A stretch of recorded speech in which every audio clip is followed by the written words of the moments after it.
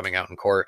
Um, but talking about like, man, that was a lot of people have different opinions on that. There was a lookalike contest in Washington Square.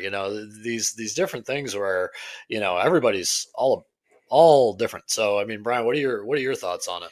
We have to deal with insurance every day. The first thought that I would say is to Owen's point, and look, to play the politically neutral card here, like it's horrible. Guy had kids and like all the things that were coming out that were terrible around it. I mean, listen, you don't want someone to die under these kind of circumstances. Horrible.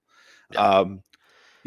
But I was talking to my wife about it, and one of the things that I thought was very interesting is, when the first thing I said when this guy got murdered was, I was like, I'm sure it's somebody who got screwed over by United Healthcare, right? Like that, and this guy was just held responsible, whether he was responsible or not, right? Yeah. And so the reality of United Healthcare, I think the denial rate is like 34-35%, something crazy like that high.